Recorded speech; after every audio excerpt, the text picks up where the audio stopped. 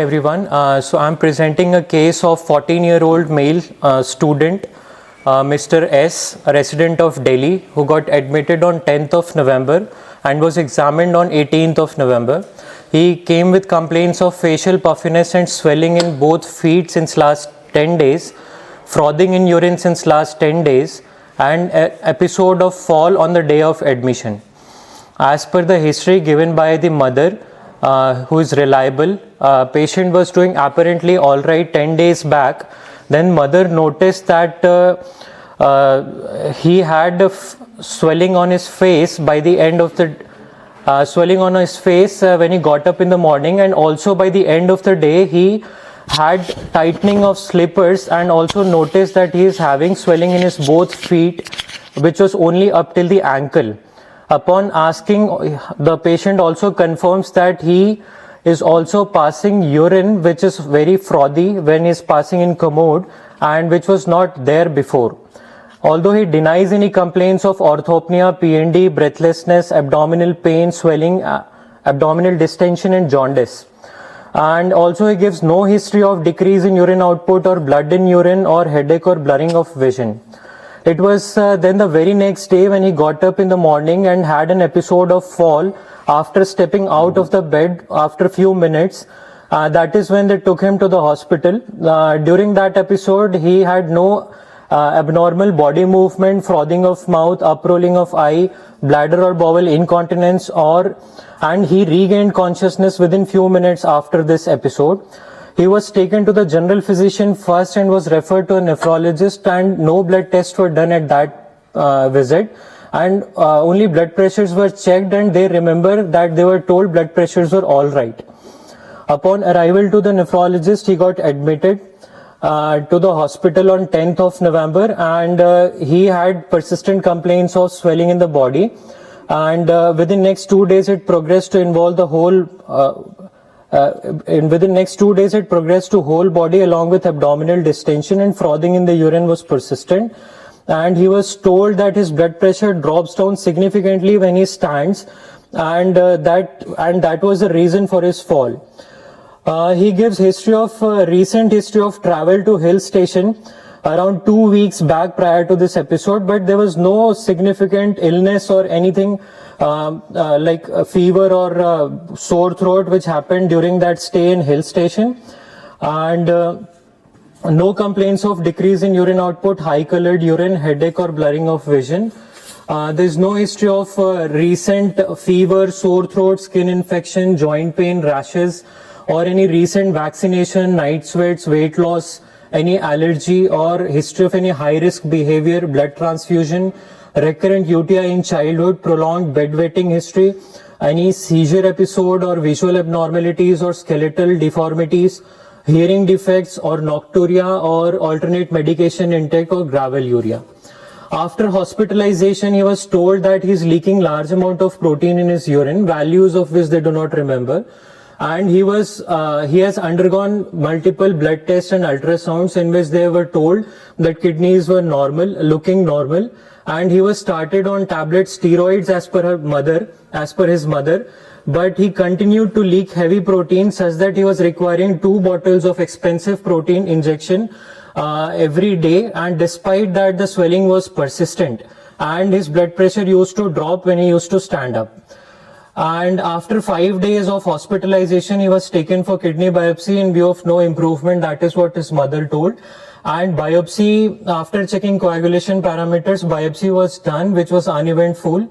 And post kidney biopsy, he was started on some injection, which was planned for once in a week, and total 4 doses were planned. And they remember that his kidney function throughout the hospital stay remained normal, and that he never had any raised blood pressure, rather blood pressures were little on the lower side, and urine output has never been decreased. In past history, he gives no similar he gives no history of similar event in the past, no other medical or surgical history. He was born out of full-term normal vaginal delivery. He cried immediately after birth. Birth weight is approximately 3 kgs and received all vaccination as per schedule. All developmental milestones were appropriate as per mother, and scholastic performance was also good.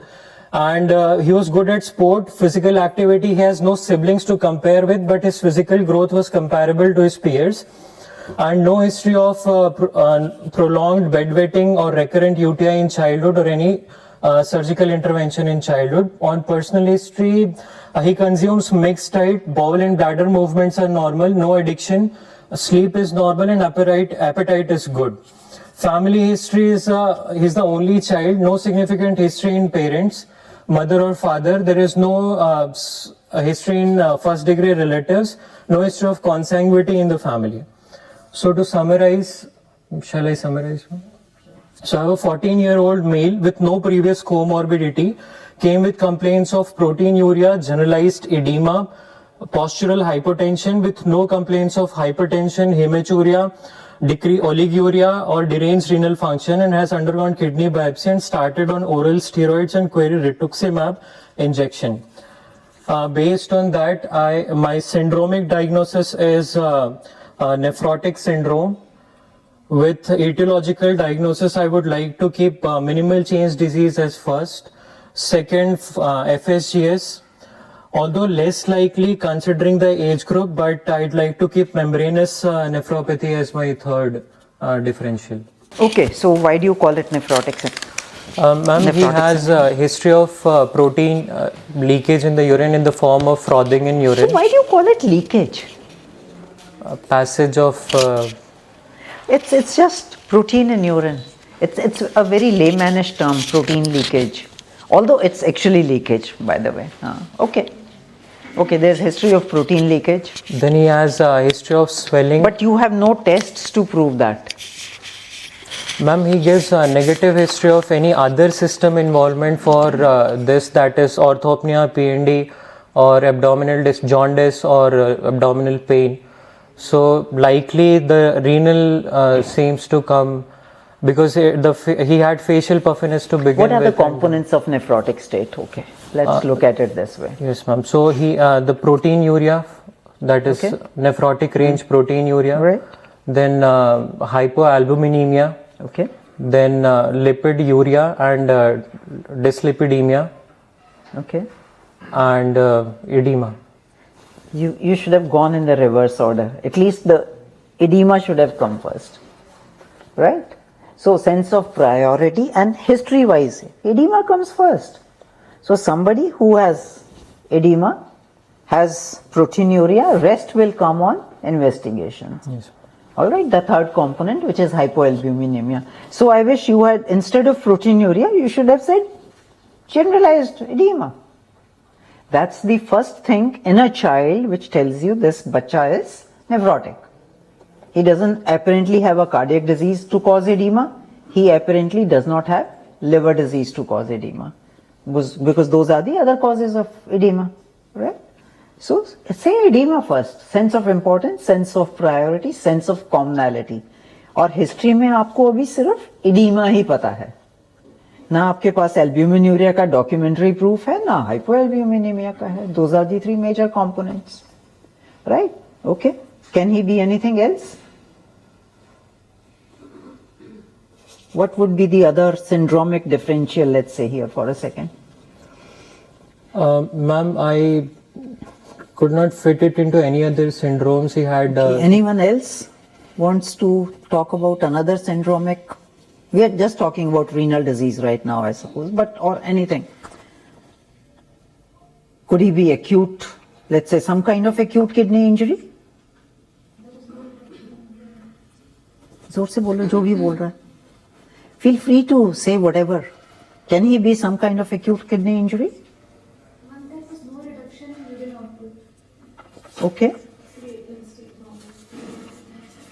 Creatinine तो बताया ही नहीं उसने कहीं. Ma'am, I told that. अच्छा, somewhere he was told kidney is normal looking on ultrasound, and the bacha has proteinuria. Ma'am, I told at the end that mother remembers that lab test kidney functions were always normal and blood pressure had never been raised. Yeah, that you said blood pressure was normal, that I have jotted down. Okay, normal creatinine. So those are the things against it. Yes. Okay. No, I'll buy that also. He fits into nephrotic syndrome, there's no doubt. But just think about it. Acute nephritis? No hematuria? No oliguria. Cola colored urine. That's one thing you somewhere, Yes. did you say it? I did. You did? I did. Okay. So cola colored urine and somebody who develops swelling, especially a child, is very important to ask them cola colored urine or tea colored, whatever you may like to call it. All right. So why do you call it minimal change? Ma'am, considering the age group first and Okay, what's the typical age group for minimal change? The classical age group. ma'am, 5 to 15 years of age. 5 to 15, I thought it was 2 to 10 or 2 something. to 10 years. Is 2 that to right? 10 years of age. 1 is a little low. I thought 2 to 10, 2 to 9, 2 to 10, third year, जो सबसे ज़्यादा पढ़ाई करता है. 2 to 10. I thought typical was 2 to 10. Right? So under 2 is somewhat atypical. You always think of something else. And above 10 is also somewhat uncommon. Okay, but 2 to 10 is considered classic. So let's say you look at a bacha who's whatever, 12, 13, and would you straight away do a biopsy or treat this child? What would you opt for? Ma'am, in this age group, we typically Just the age group and the history in your head. So far, we haven't talked about urine or anything else. Ma'am, we would straight away start with steroids, considering the response rate we get in this age group of steroids.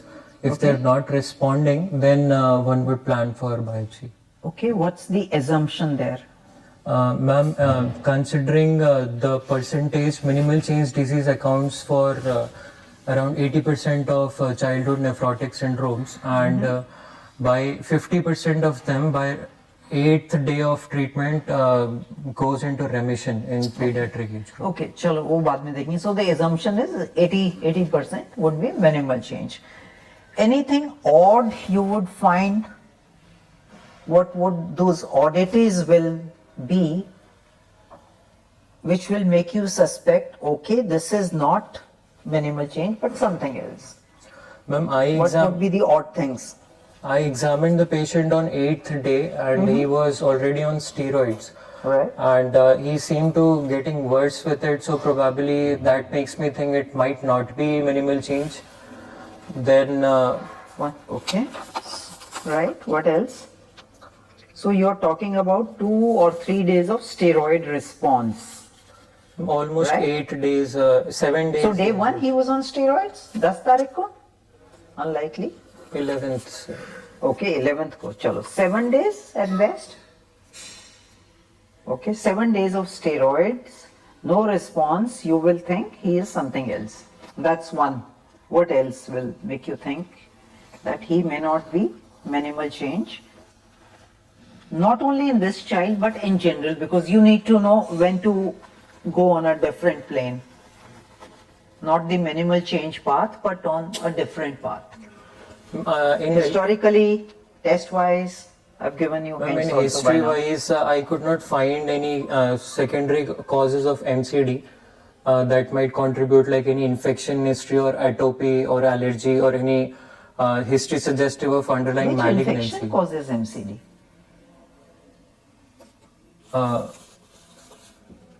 Drugs, actually, sorry, drugs and atopy. Which drug causes MCD? Chalo. Ma'am, interferon and NSAIDs. These are the drugs. And rarely. So what's the usual age group where NSAIDs would cause minimal change, and what kind of usage would that be?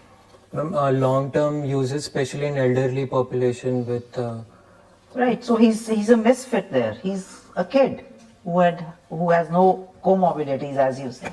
He was a healthy kid going to school, doing his normal life. Yes, ma'am. So, and what kind of usage even then? So elderly population, or at least let's say 40s or something like that. What kind of usage? Where would you put it? A week? A month? Ma'am, around weeks to months. Anyone else? It goes actually in years.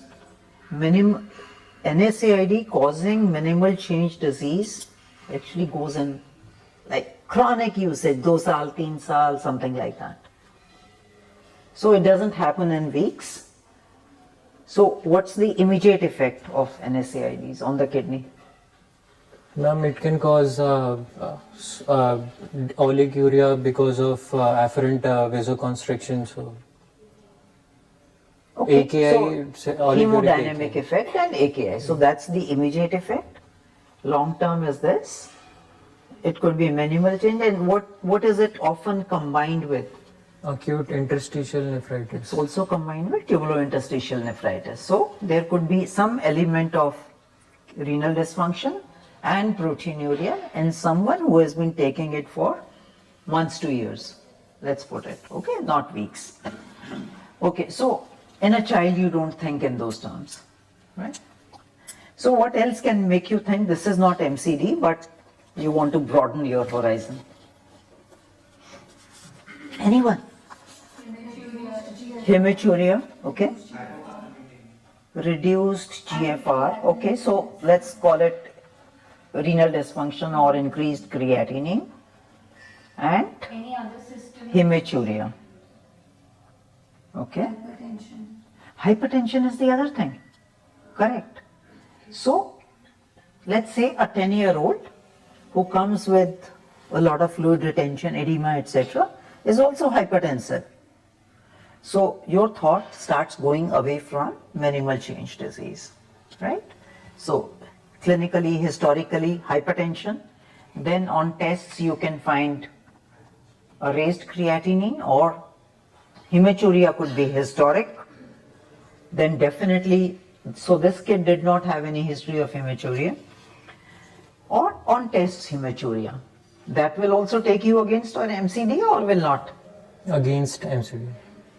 That will take you against MCD again, right? And lastly, steroid response or lack of response thereof.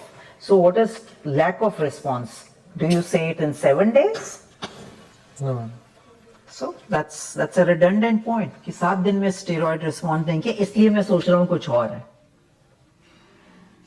7 days is too little. So how do you define steroid resistance in a child? Ma'am, steroid resistance is at 4 weeks. So that's what you are trying to say. So somebody, he hasn't responded to steroids. Okay, so steroid resistant nephrotic syndrome is failure to achieve complete remission by the end of 4 weeks. okay, so 4 weeks. So you can't say that anything in 7 days. That's definite. So that should not take you away from minimal change disease. Okay. When would you biopsy such a person? What would be, let's say, do you normally, childhood nephrotic syndrome? So he kind of is there. He's a little above the so-called standard age group, the peak age group. In what conditions would you think of biopsying a child? Ma'am, Normally, the first question first. Do you biopsy childhood nephrotic syndrome? no, ma'am, not right away. Not right away. Okay. So when do you biopsy them? Ma'am, if you are getting steroid resistant nephrotic syndrome first at the end of 4 weeks, then if there is any other systemic features which is suggestive of secondary etiology. What systemic disease could this child fit into?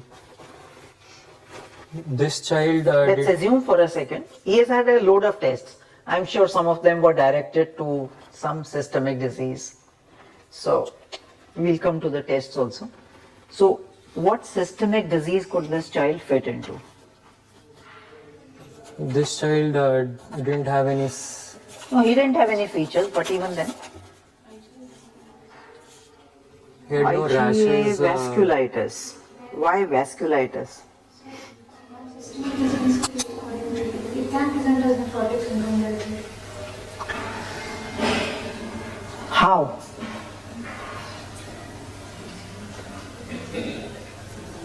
As MCD or as Alport's podocytopathies, massive proteinuria, pigmentous. Okay, one systemic disease is Alport's. I mean, I would think anyone else?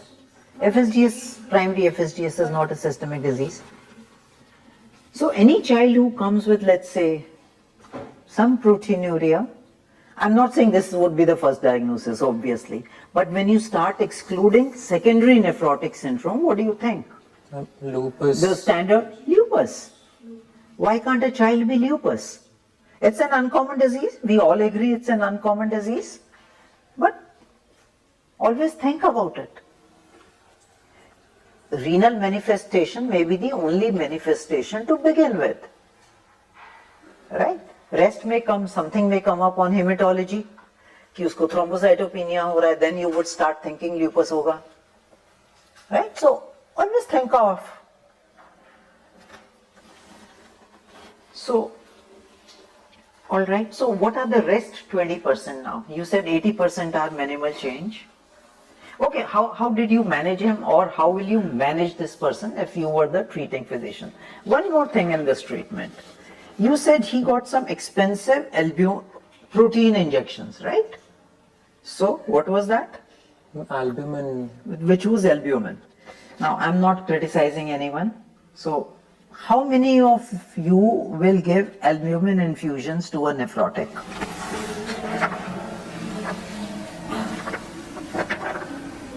अरे कुछ तो बोलो यार. First row was PSRI. Apollo. Huh? This hypotension. Okay, what happens, let's say I'm nephrotic, I'm putting out some 20 grams a day. If you give me albumin, what will happen to it? It will obviously come out. Exactly. I'm just a conduit.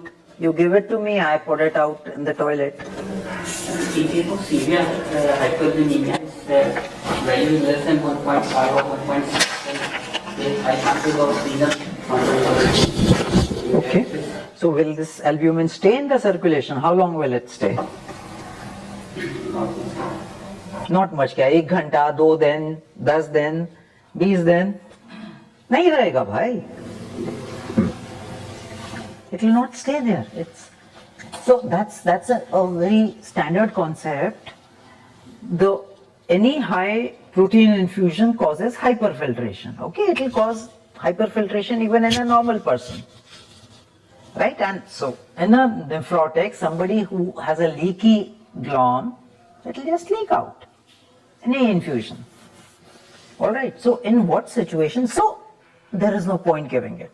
Even though the albumin may be 1, इसका तो चलो 1.8 है जो भी कुछ है. Even then there is no point, it will never increase albumin. So that's something you need to understand. In what situation is albumin useful now? That also you should know. I mean, it's not a blanket कि albumin कभी नहीं देना. कब देने की जरूरत होती है?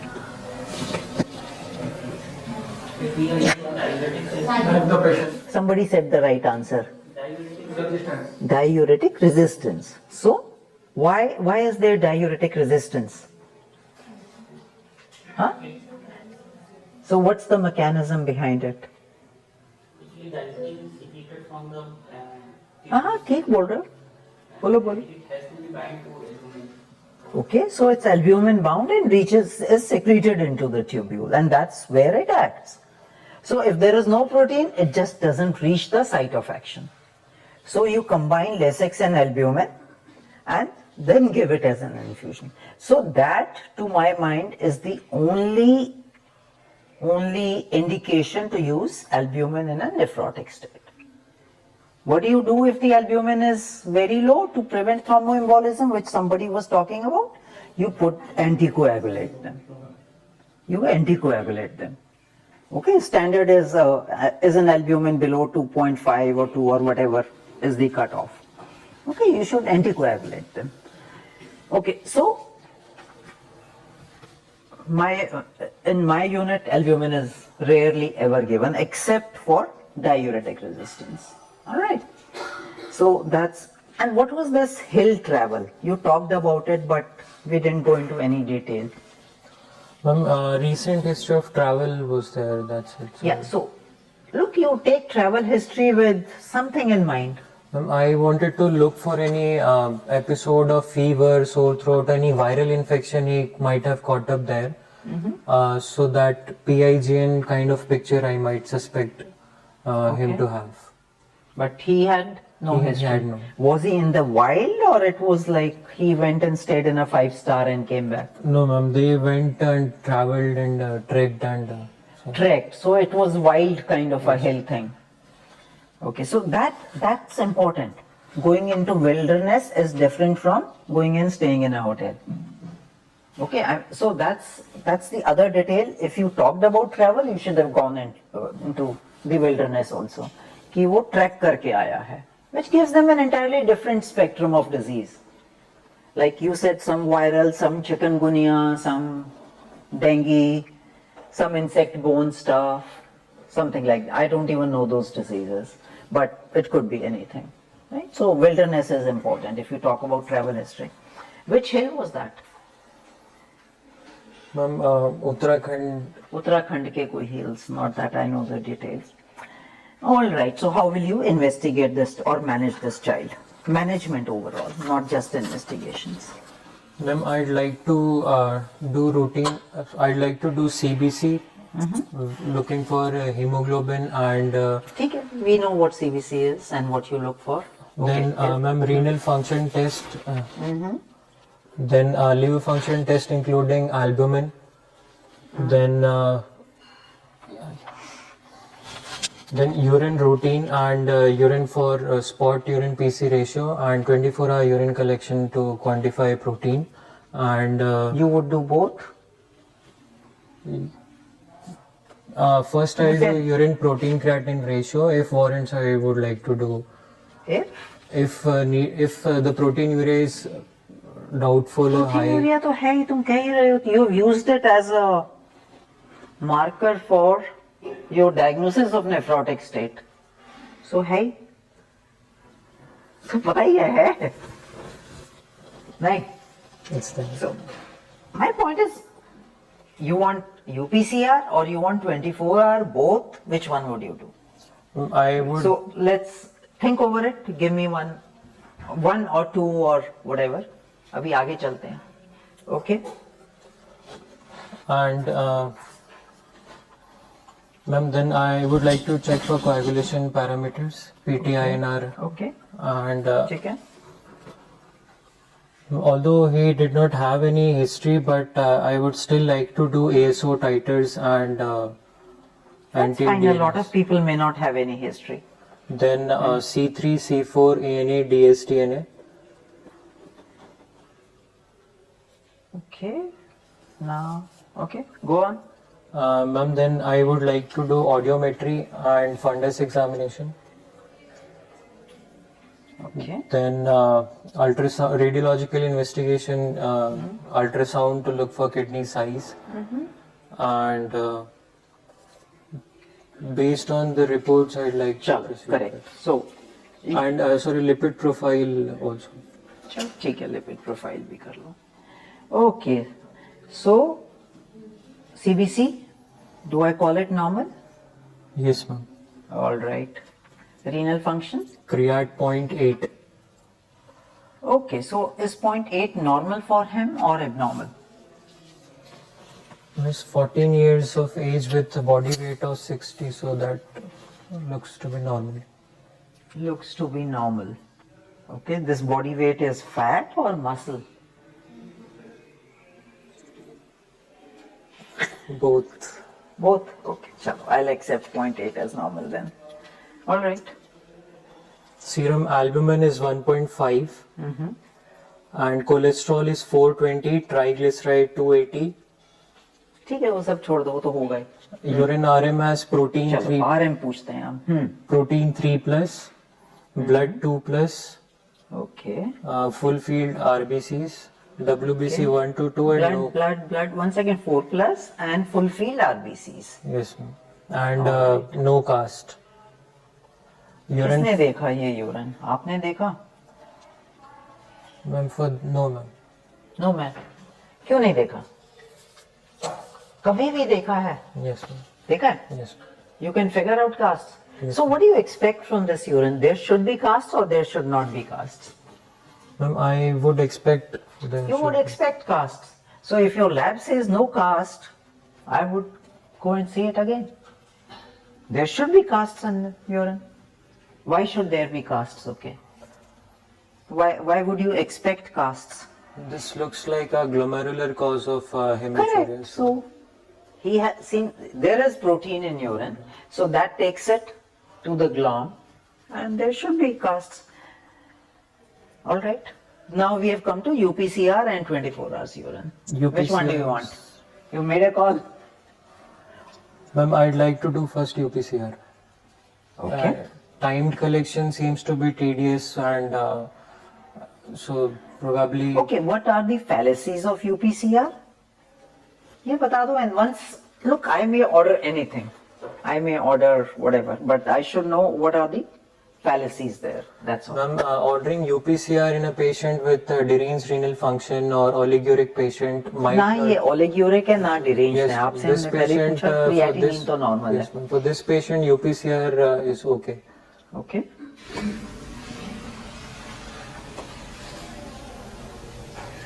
Why do people say the first diagnostic should be 24 hours urinary protein ideally?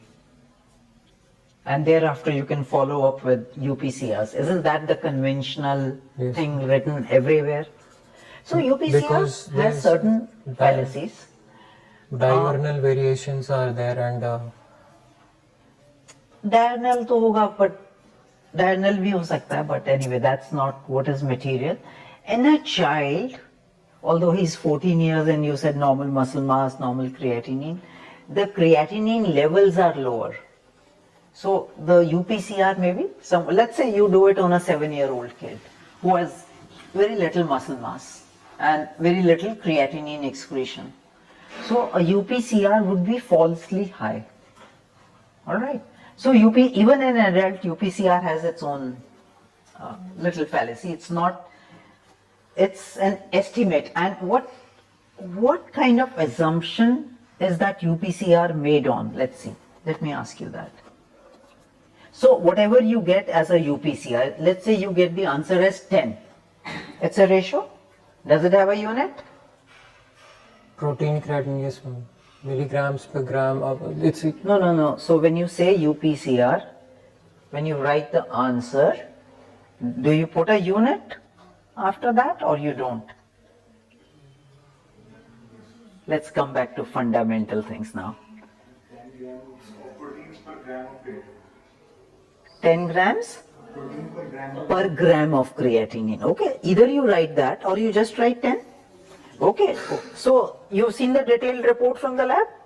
So it says creatinine, let's say 30 milligram per deciliter. All right, and the protein is 300 milligrams per deciliter. Protein 300 milligrams per deciliter, creatinine 30 milligram per deciliter. So when you take a ratio, the units will cancel out and it becomes a ratio, a unitless ratio. So if you say UPCR is 10, the assumption is whoever has measured these has expressed the final value in the same unit, which is usually milligram per dl. All of you agree? So UPCR usually is a unitless ratio. Ratio by definition is usually unitless as per mathematics. Okay. So as he said, or it's 10 gram per gram of creatinine excretion. Okay. So where does this per gram come from? Now you have to tell me that. Amount of creatinine excreted in 24 hours. Okay. So we haven't measured 24 hours creatinine. Is that correct? Right? So we are assuming something now.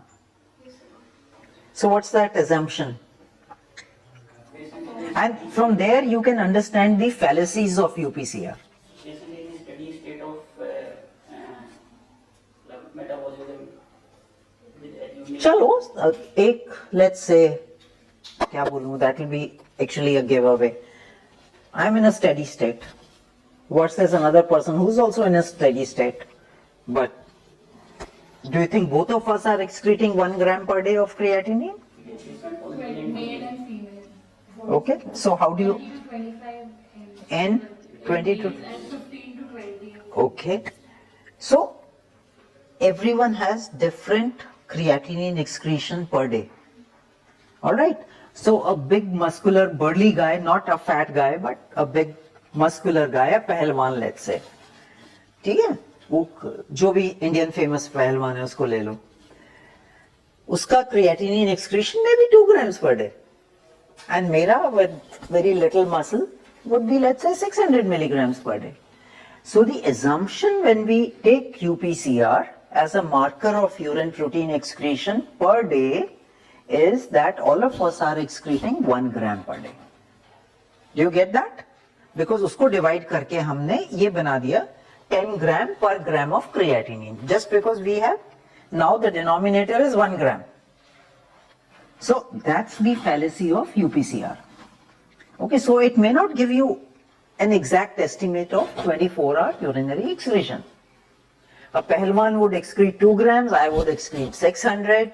This bachcha, if he has no muscle, he's a lean, thin, usual kid of 14 years, or let's say a 10-year-old kid, the normal excretion may be 500 milligrams per day.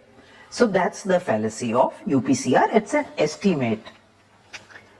Okay, have you ever heard of some study done to, it's a very old study though. So there is this study somewhere, I think 80s, somebody has done 24-hour excretions and UPCRs and gotten a straight line with a correlation coefficient of some 0.8, 0.9 types. So they relate pretty well overall, but there are fallacies to it. So that's again, for a male is assumed to have more muscle than a female. So the excretion is more in a male and lesser in a female. So again, it's muscle based, but it's basically depends on muscle mass. All right, understood the fallacy of UPCR? So that is why it's said the first estimation should be at 24 hours. Although I also don't do it. But we should always know whatever we may do. That's my philosophy in life. We should know what's right, what's ideal, what's wrong, what's less than ideal. We should all know that. And actually, dekha jaye, it doesn't matter. Let's say somebody has 10 gram proteinuria by UPCR or 12. How does it matter? They usually mean the same thing. They are pointers to the same disease. All right. So, but you should know what you're doing and what are the shortcomings of that phenomena. What is this based on? You should know what's behind it. Okay, so that's what is about UPCR. All right, what's next in our list of tests? Lipid, I don't care about. Coagulation, okay. ASO क्या था इस बच्चे का? Normal? Normal. All right. C3, C4? Normal. Normal. ANA negative, DSTNA negative. Okay, so now when you want to screen for lupus, what all tests would you do? What is a screening test? What's a diagnostic test? And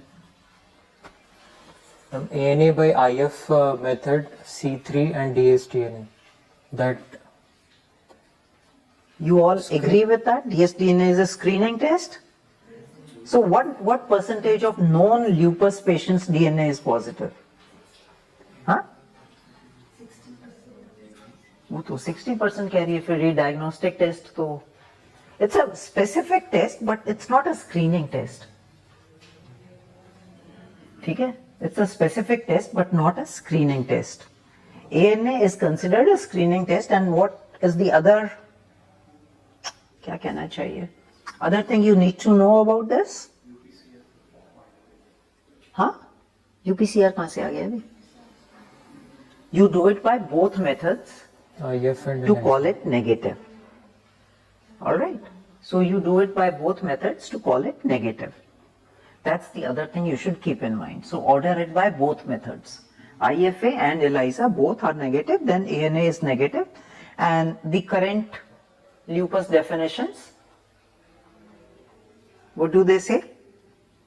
ANA positivity is an entry criteria, right? At least like says that. Entry criteria is a positive ANA and a certain titer, whatever that is, 160, 80, I can't remember that. All right, so why waste money? Why waste money? If ANA is negative, I would not do DSDNA. And interest of time, if I have to save time, maybe I do it. Next is fundus and audiometry. Okay. Is this an Alport presentation? Why are you wasting time and money again? Unless there's some pointer towards that. If either there is a family history or something. With currently the autosomal dominant being presenting just like FSGS, and that can be something which can be picked. Relatively uncommon. Yes. Okay, so now, initially you thought MCD, 80% you would start steroids, but you have urine routine in 1 day or 1 hour, let's say. Now, what do you want to change your perspective? Urine routine comes in 2 hours. So, he was admitted on 10th, your thought would change that same very evening. So with these labs, would you still pursue minimal change or you would change your mind? Ma'am, I'd like to keep FSGS as well as I would like to include IgA nephropathy as well among the list of Okay, differentials. with blood in urine, okay, agreed, IgA nephropathy, common disease. Okay, And FSGS, I'd like to keep over minimal change disease with this okay, urine. so you will like to revise your diagnosis with this urine routine, is that right? Yes, ma'am. Say that, then you will definitely like to revise now. So, what do you do next? You put him on steroids or do something else? Ma'am, even for FSGS, I'd like to continue steroids for this child. IgA में क्या होगा steroid से? कुछ नहीं होगा. Along with supportive management, steroid is also one of the first line Because treatment. steroids are not supportive management. Along- Supportive management होगी diuretic. Along with steroids, supportive management I'll give. Okay, chalo. Along with management, supportive management. So you treat him symptomatically. And Agreed. with steroids. And steroids. So with this kind of urinary finding, how many of you are kind of trained to put a bacha on steroids? क्यों भाई Apollo PS आ रहा है? Third year? I would not. I would change my philosophy at this point because the urine has tons of blood. 1 day of steroid is not going to make a difference. I would do a biopsy the day next. I think that's a better approach. Know what you are dealing with. You can get initial light microscopy and IF results in 1 day. It's not difficult in any setup.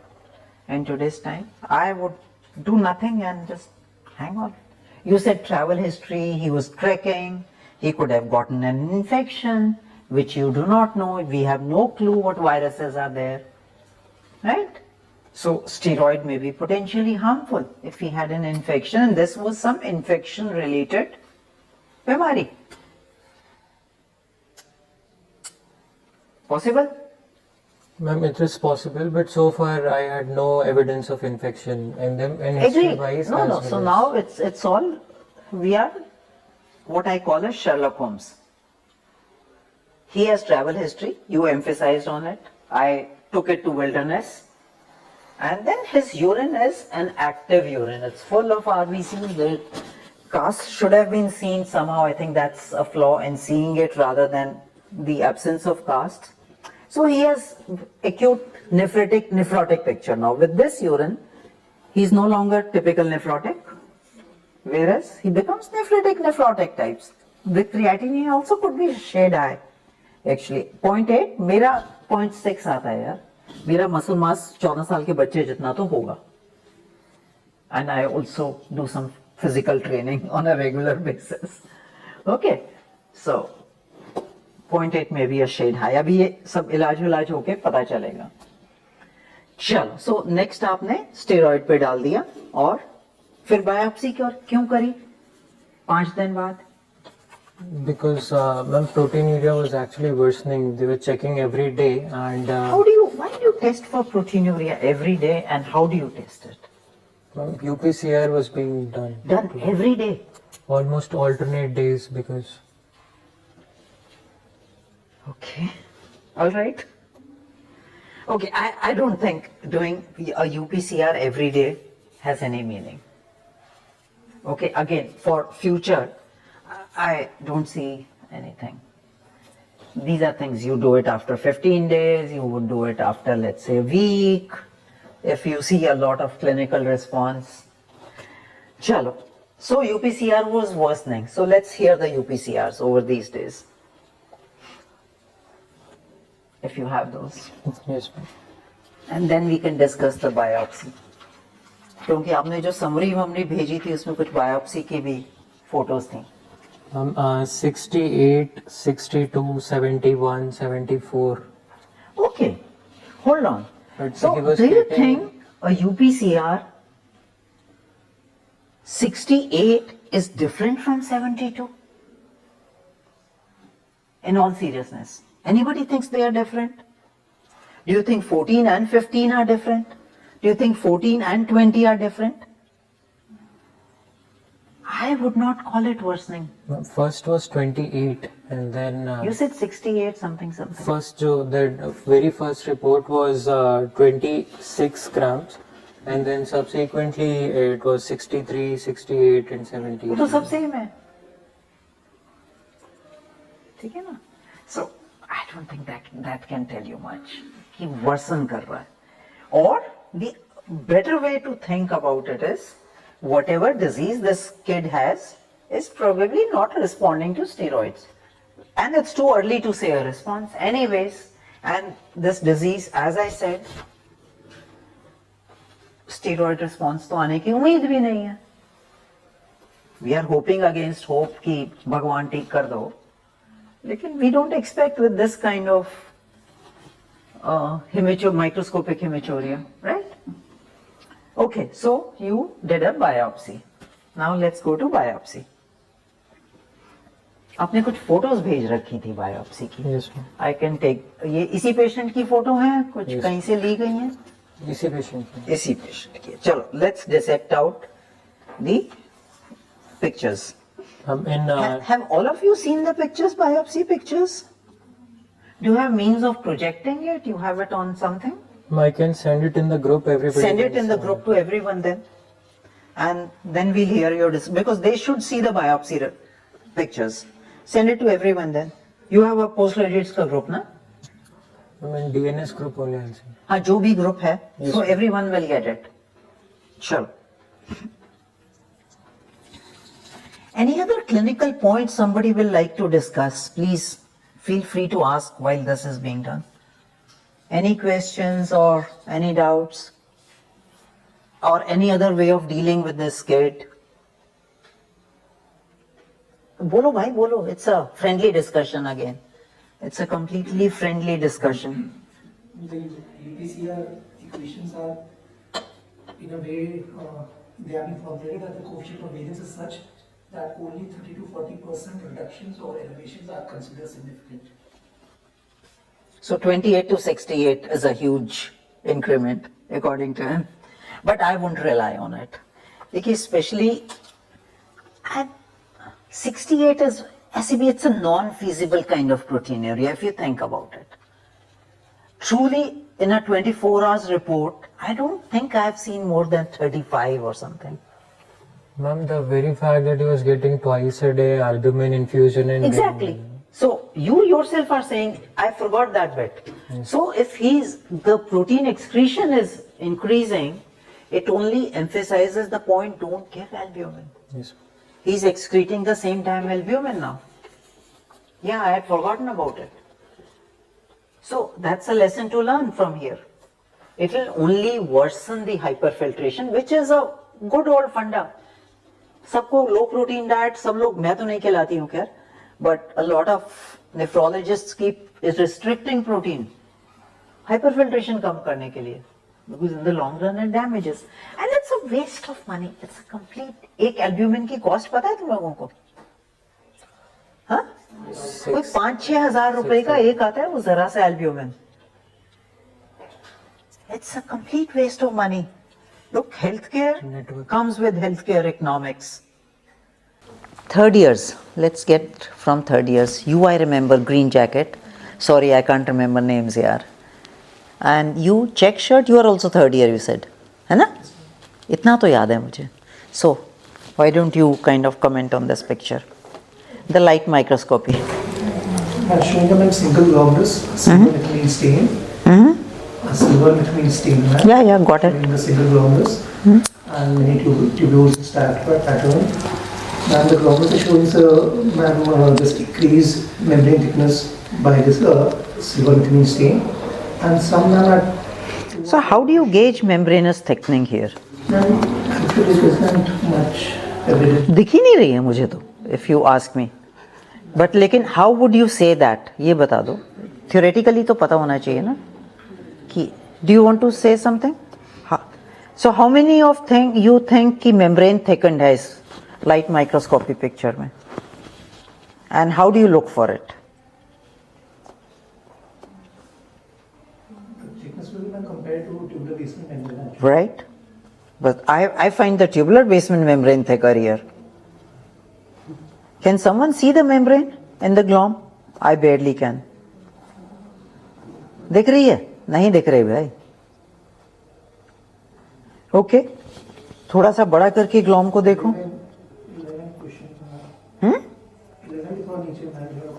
11 के नीचे. देखो, it's first when you kind of enlarge it, pixelates, and I don't see any membranous thickening. I can see mesenterium and somewhat. Let's say, what is this? 2 o'clock. You can see one portion of the glom which is kind of shrunk, and the other thing you see in this glom. Anyone wants to comment on it? There is a bigger empty area at the bottom, like 4, 5, 6. Okay, and somewhere 5 o'clock. What is there at 5 o'clock?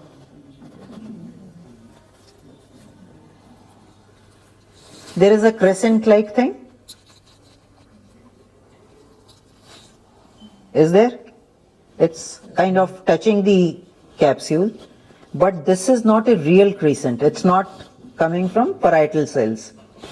Whereas it seems as though the visceral epithelial cells may be proliferating. And एक नीचे description तो लिखा हुआ है collapsing FSGS. So this 2 o'clock is the sclerosing lesion, and you can see something here proliferating lower down, and there the what do you call that space is widened. So that means a collapse of the glom.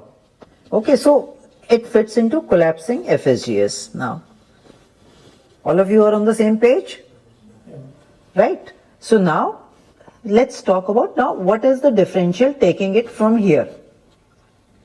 That's how you should work on it. Or maybe you can look at the IF, but in this case, this IF is going to misguide you. Let's talk about each step differential. So the light microscopy description, you want to add anything? Since you have spoken to the pathologist, I assume. But whatever is reported and whatever is seen here, that's where this is. So, collapsing FSGS. What are the reasons for collapsing FSGS? Ma'am, infections like HIV, EBV, CMV, Correct? SARS, That's COVID. where the connection, the Hill connection comes now. Okay? Cool. And some viruses which are not known. Okay? So, viral infections. What else? Ma'am, Just drugs. forget this bacha for a second. You should know theoretically what all causes collapsing FSGS. Then, Commonest was always HIV, but CMV, EBV, that's you said. And SARS, COVID-19. COVID-19 was also there. It did the same thing. Then drugs like heroin, pamidronate. Right, although they are Interferons. like entirely different things. So, bisphosphonates और कोई drug भी है? Pamidronate, interferon. Bisphosphonates in general, and occasionally even actually cyclosporin also causes it. some collapsing FSGS. It does.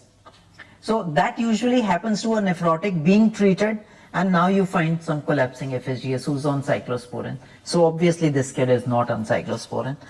So those are the things you would think about. Okay, so you did a viral profile. What did you get? Did you get EBV? Yes, ma'am. That's most likely, I would assume. Negative. Huh? It's Oh, negative. negative. क्या किया test उसका? Ma'am, कौन सा test किया? अरे पता तो होना चाहिए क्या टेस्ट करोगे EBV को डायग्नोज करने के लिए? ma'am, PCR we did.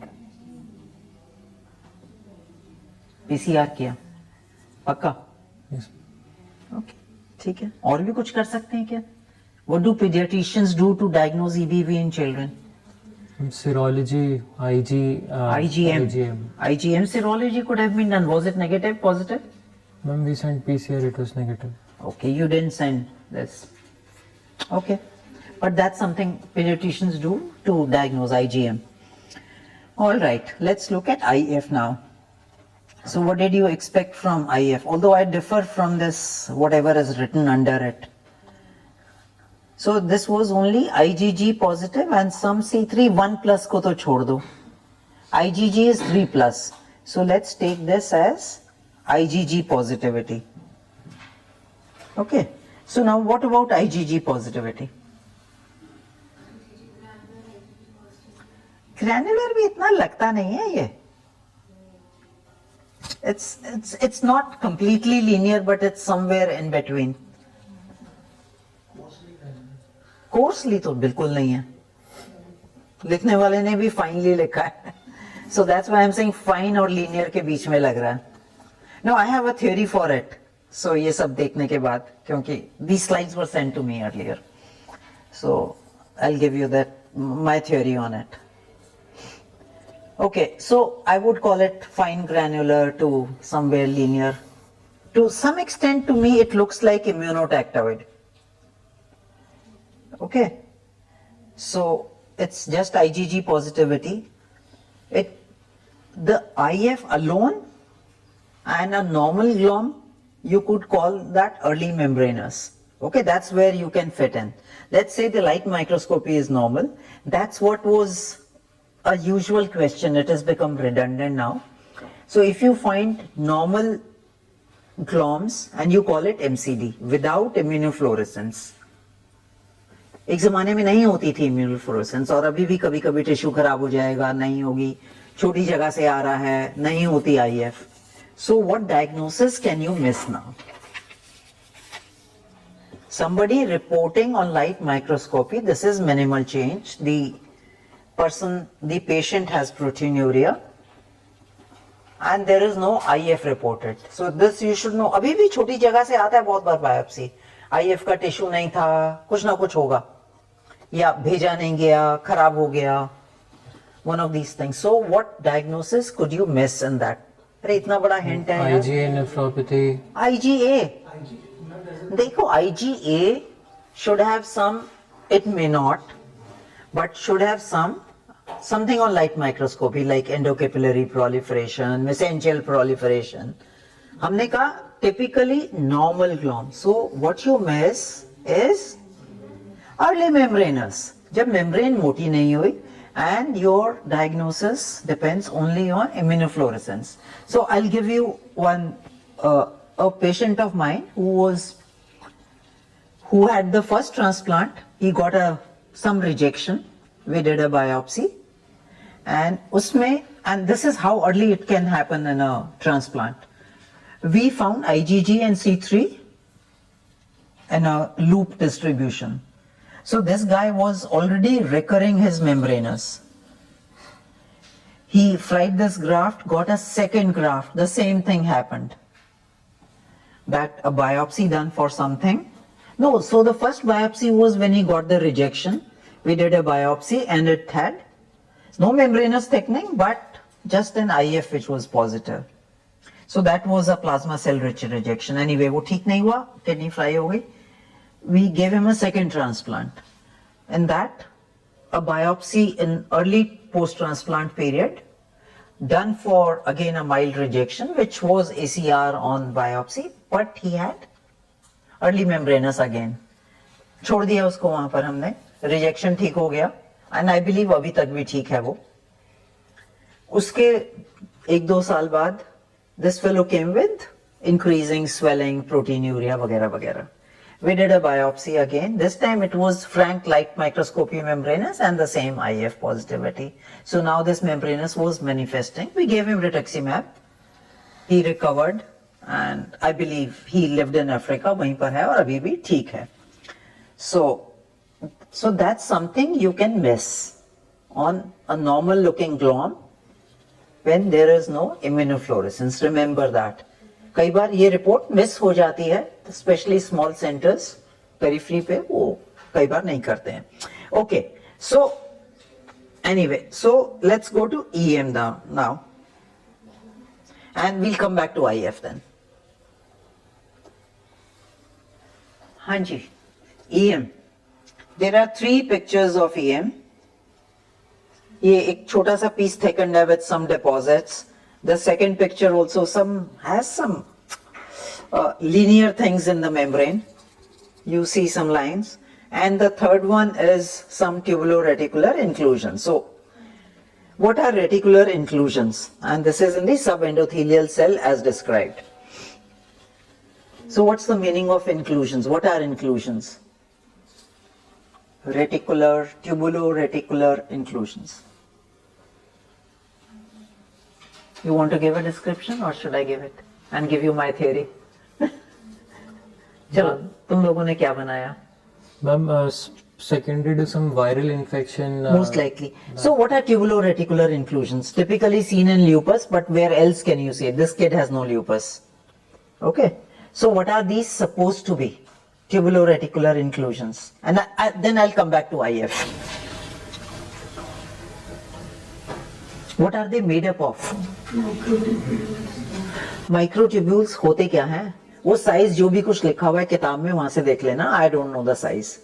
Neither can I remember these sizes. 20 to 30 or something like that, whatever the size may be. These are usually immunoglobulins. So that's what you need to understand.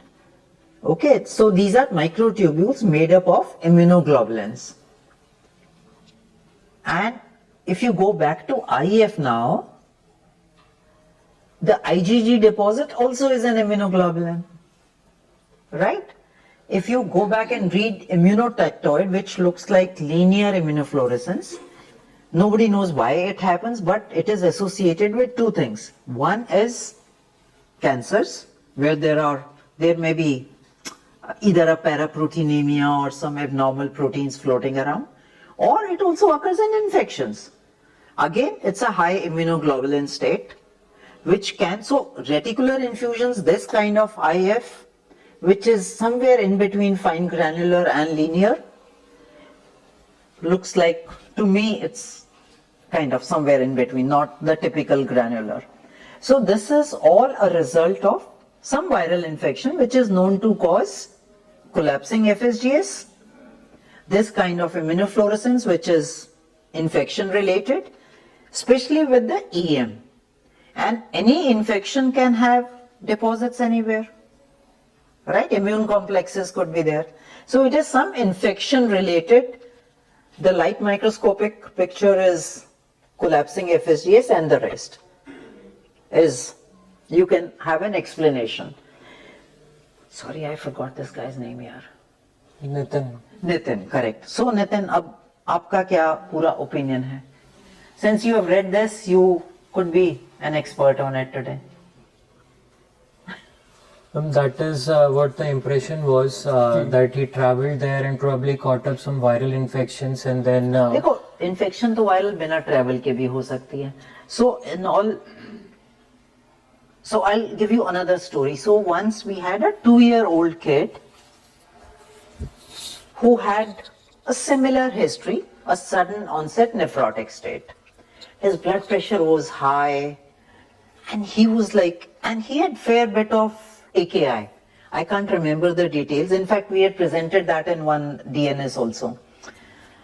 So he was so the usual thoughts were acute vasculitis and urine which was something similar, huge proteinuria, वगैरह वगैरह.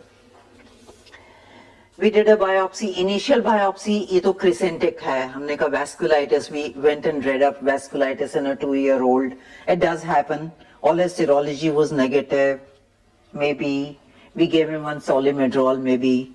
By then, Rajan Duggal started re-looking at the biopsy, and it was actually collapsing FSGS with pseudocrescents, which can be at times mistaken minus silver and minus special stains as a real crescent. And so this was collapsing FSGS, no drug history. Then we started doing his viruses. In fact, we have had 2 children like that. So this particular kid was CMV. He had a very high CMV count. We treated his CMV with ganciclovir, IV ganciclovir, and everything resolved. And he required so many antihypertensives to keep his blood pressure down. The pediatricians were pareshan because they are not used to giving high doses of antihypertensives. हम तो दे देते हैं, वो लोग इतना normal dose होता है, उससे ज़्यादा नहीं है. And 2-year-old is partly there under their control, at least in the ICU setting, and everything resolved. We treated his CMV. Amazing.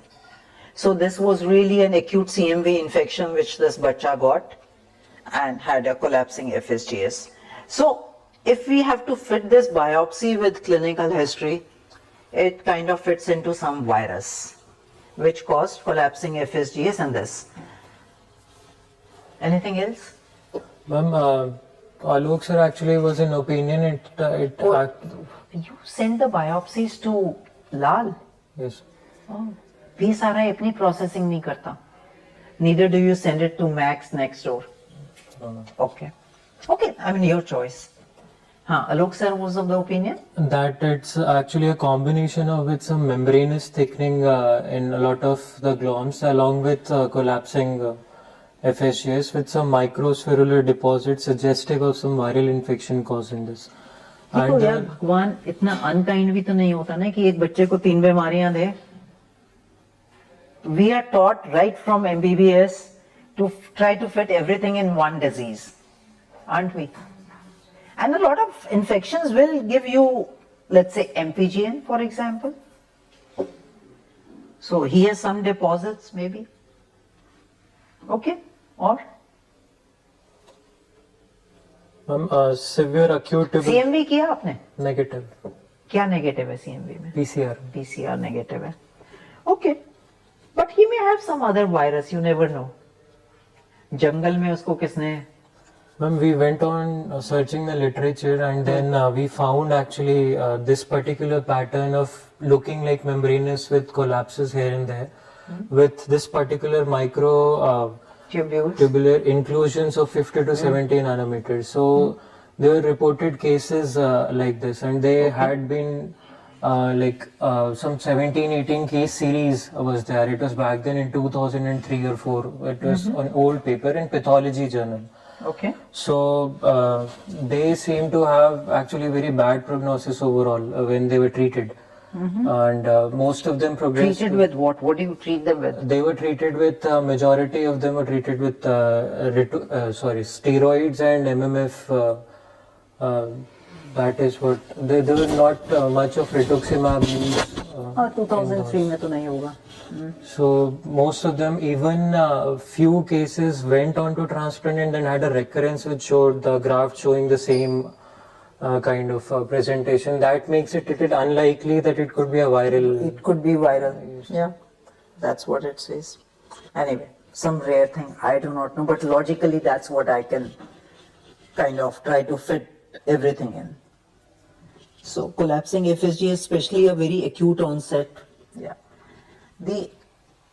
I don't think genetic studies make any sense here. The proteinuria which he had was pretty severe, behaving like membranous rather than FSGS. And then behavior का देखो ना. First of all, membranous in a child is extremely rare. Okay. 2, membranous is a slow disease. It doesn't come out of the blue in 10 days. Right? And membranous also, it's not that collapsing FSGS has the most proteinuria according to me. And whatever collapsing FSGS I have seen or FSGS, I have seen more proteinuria in, rather more severe proteinuria in FSGS or amyloid actually, any kind of amyloid, whether AL or AA, much higher degrees of proteinuria in these two conditions than membranous. And ma'am, one more thing was repeat urine routine when it was done. That had no RBCs actually. It was all protein, 3+ and no देखा नहीं होगा. RBCs. देखो blood तो था ही उसमें, and collapsing एफएसजीएस में होता भी है, Yes. होता भी है. So, and the like, so this was one glom with collapsing FSGS, and how many total gloms in the whole Ma'am, picture? 14. 14. And what about the rest of the gloms? 14 non-sclerosed, 10 show segmental. So most gloms have segmental collapse with visceral epithelial cells prominence, viable capillaries reveal thickening. Oh, it says some thickening. Intracapillary fibrin thrombi and few dilated capillary lumens. Okay, होगा कोई combination या rare pathological entity. Not that I know of. But clinical approach anyway. So even if you now think in retrospect, it may not be a good idea when you see such kind of active urine to give someone steroids to treat minimal change, steroid and support and steroids. Rather, approach it with a biopsy. Alright, so when would you give, or let me kind of answer that myself. So in such a situation, if there is rapidly progressive AKI, or let's say you see the creatinine increasing rather than proteinuria increasing, then I can understand empirical steroids. कि ठीक है, कोई acute disease है, let's say it's vasculitis, some kind of RPGN, that we give steroids. Like I gave it to that bacha because his creat was increasing in front of my eyes, that to a 2-year-old. Until I discovered all this collapsing FSGS and CMV, etc., then steroids were a bad thing I did to him, that kid. Right? So, going back also, I think you should do a biopsy faster, ASAP, if there is no contraindication, and then treat accordingly. Unless the creatinine is increasing in front of you. That is what I would call, in such a situation, rapidly progressive or rapidly deteriorating kidney function. ठीक है, so कोई infection है, हम उसको और version करेंगे steroid देके, जब पता नहीं है क्या है तो. चलो, some rare case. And ma'am, the reason why he was given so much of albumin is because he couldn't even sit up and he would feel giddy even in bed. So when we gave albumin, he actually kind of could sit up, have his own meal. So what other supportive medication did you give him? Chalo, let's ma'am, talk of simpler things. Yes, ma'am. So other than albumin, salt restriction and fluid restriction and ACE inhibitors, ramipril was given to him. And then... I thought he was hypotensive. Yes, ma'am. How did you manage to give him ramipril then? It was still given. Huh? His blood pressures on lying down was okay, 120, 110. And when he used to sit up, it was around 90/60. So Okay. it was given. Okay, good. No, it should be given. I agree with that. What I do in such patients who are not tolerating it well, I begin with a small dose night time. Ki kha lo aur so jao, so that you don't feel giddy. That's the best thing to do. I would give ACE inhibitors, ARBs. I actually like ARBs more than ACE inhibitors, but yeah, I do. And he had albumin of 1.8 and mostly he was on bed, so we started on prophylactic anticoagulation with Aliquis. Perfect enough. Good enough. Okay. Anything else? Anyone?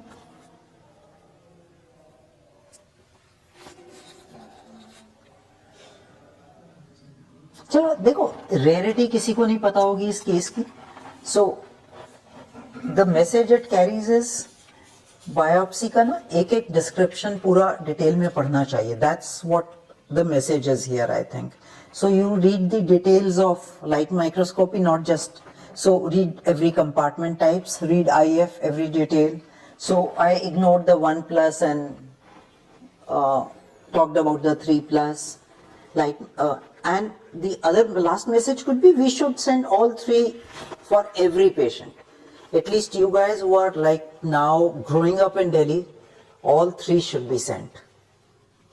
Okay, so that you get a comprehensive picture. So ये जो है कि यहाँ cost नहीं है, पैसे नहीं है, try to convince most patients. Biopsy is once in a lifetime procedure.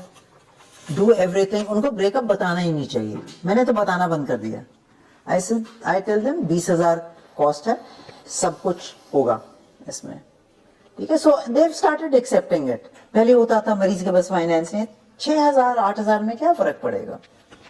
ठीक है, so learn to make it a standard concept that you are going to send all 3. Right? चलो. The second part you have in subtype IgG. कुछ लिखा हुआ तो है. IgG1. लिखे हुए हैं इसने. Description में लिखा हुआ है कुछ. I didn't go into those. IgG1 is 2+/3 plus. So 1 and 4 are non-complement binding, I'm right? And 2 or 3 are the other ones? Yes, ma'am. Or 1 and 3 1 are... and 4 are non-complement So binding. those are the usual, so 4 is the usual one in membranous. Yes, ma'am. Right? And this is 2 and 3. This is 1. This is 1. IgG1. So when it's not 4, then you think of secondary membranous.